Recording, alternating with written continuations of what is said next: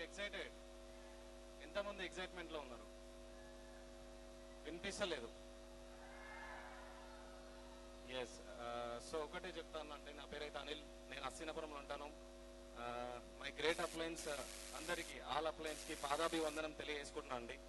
So ఎందుకంటే కనుక ఈ ఆపర్చునిటీలో నేను లేకపోతే ఈ స్టేజ్ పైన లేను. ఇంత మంచి అవకాశం ఇచ్చినందుకు ప్రతి ఒక్క అప్లయన్కి ధన్యవాదాలు తెలియజేసుకుంటున్నాం. So are you excited? ఎక్సైట్మెంట్తో ఉంటే బిజినెస్లో ₹1,00,000 తీసుకోవడం చాలా ఈజీ. Are you excited?